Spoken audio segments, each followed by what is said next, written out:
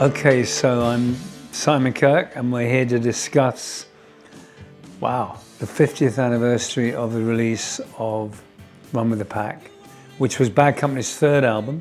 This one, this little darling, and it's Romulus and Remus on the front. For those of you who are steeped in Roman history. So Run with the Pack. My world at the time was a constant searching for ideas that would work for the band. I was always looking for that song, a song that would be a single, an album title. In fact, I came up with the idea of a song called Run with the Pack because I thought that was what we were doing. It was our third album, and we were flying high. The first two albums did really well. The band was in a really good frame of mind. We were a very compact band. We were well knit, and we had some good songs. Paul and Mick had written some great songs. Paul had written Run with the Pack, which is one of the best tracks.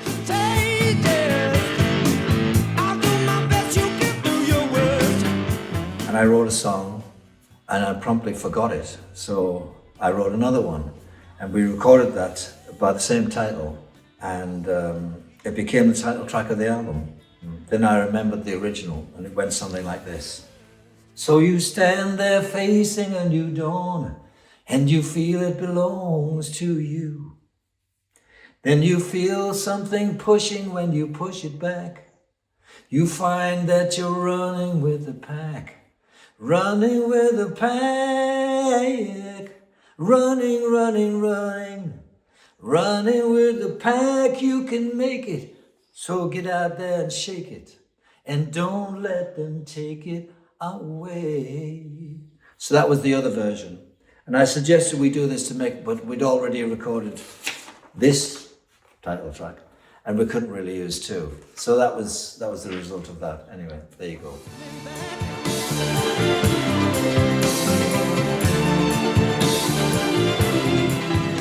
Now here's the thing. We recorded it in Grasse, Grasse, which is a town in the south of France. We had to leave England. We had to do a tax year. We'd been out doing a tax year, what they call a tax year. And what that was Harold Wilson, who was the Prime Minister at the time, had introduced this 98% tax. And everybody just left England, and we had to, our very clever tax people told us we had to get out too. We rented a villa in the south of France, and here's a funny thing. We had more money than sense in those days, so we were waiting for I believe it was the Rolling Stones mobile unit to arrive at the villa. And we got a phone call on the day that they were supposed to arrive saying, "We are at the gate, but the truck is too wide to come through the gates. We cannot get it through the gates." The driveway was a quarter of a mile long, so we couldn't snake the wires up to the house. So we thought, okay. So we just made a phone call to Swan Song Records. They rented another villa with gates that could accommodate the Rolling Stones mobile unit, and we recorded it there and stayed in the villa that we had already rented. So next time, bring a tape measure. But I'd had a motorcycle accident. What people don't realize, most of the album I played drums strapped up.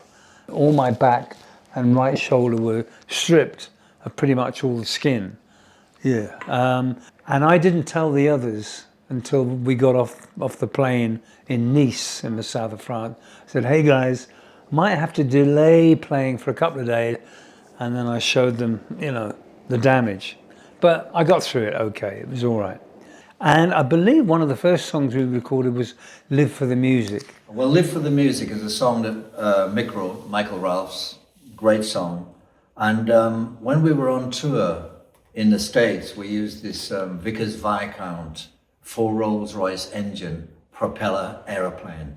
And it took off on the runway. And it took off at 200 miles an hour. It was beautiful. And it made this amazing drone sound. It went, ow, wow, wow, like that, you see.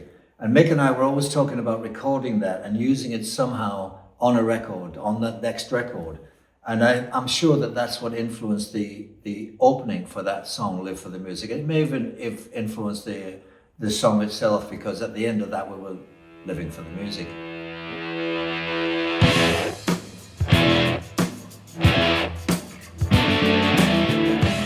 And we had a bunch of really good songs. Pretty much all of them were hits. You know, they were a pleasure to play. The only one that sort of was not anything to do with our writing team, which was Mick Rouse and Paul Rodgers, was Youngblood, which was an old Lieber and Stoller song. Now, Youngblood, that was Boz's idea to do that. He came to me and suggested we do Youngblood, and I thought it was a great idea. And it was a fun song to do, and everybody got their bit of vocal in. You know, what's your name? What's your name? What's your name? And I thought it was great. It was a good song live. Good idea, boss. Well done. What's your name? What's your name? What's your name? Oh, what's your name? Youngblood. The only musicians involved were me, Paul Rodgers, Mick Rouse, and Boz Burrell. We did everything by ourselves. It was a very enjoyable album to make.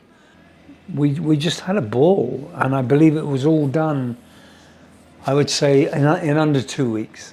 Mick had written Simple Man, Honey Child. Simple Man is yet another Mick Rouse song. He told me that he wrote it especially for me, which is a great compliment. It's a very dramatic and very strong, powerful number. It was great on stage. For all the guitarists out there, it's a drop D. He dropped the E string down to D, and he came up with this doga da gong gong gong, doga da gong gong gong, doga da gong gong gong, and I went, whoa, that's great.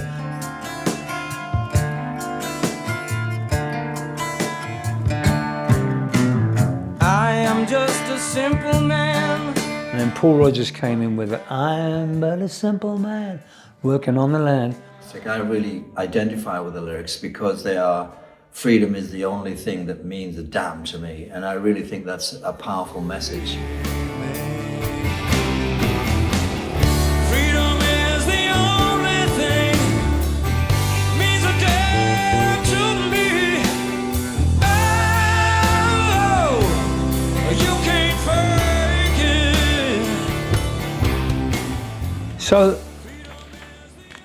this was taken in the recording studio in LA, and a funny little story. On the TV originally, it was an episode of I Love Lucy, so Lucille Ball's image was right there, and of course we had to get clearance from her, Desilu Studios, and she said, well, what's the name of the band? And the guy said, well, it's Bad Company. She said, well, I don't want anything to do with a bunch of guys called Bad Company. No. So we got this Bugs Bunny. So there you go.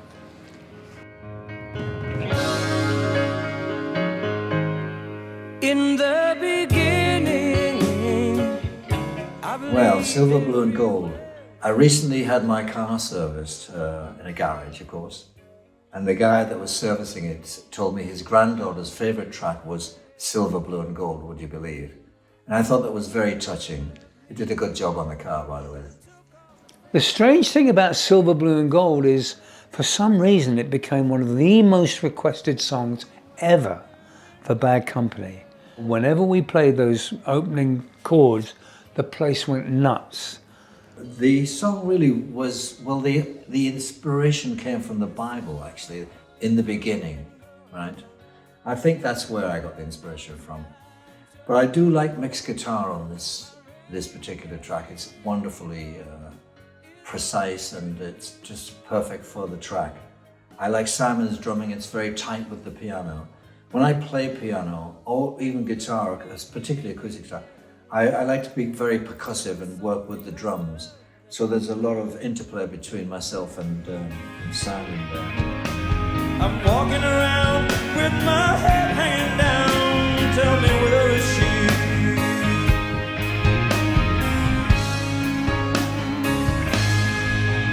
Give me silver, blue, and gold. Remembering Boz and Mick. Well, of course, Boz was the first of our band to pass away, and I get a little emotional about talking about him because he was such a character. He was just a great guy to be around. He was still learning the bass. He'd only been playing bass a couple of years by this time. When he auditioned for Bad Company in 1974, he'd only been playing bass about 6 months. Hard to believe, but anyway. Mick is closer to my heart because he's only been gone 6 or 7 months. And his passing, although it wasn't sudden, it was just a real shock. And I still miss him to this day.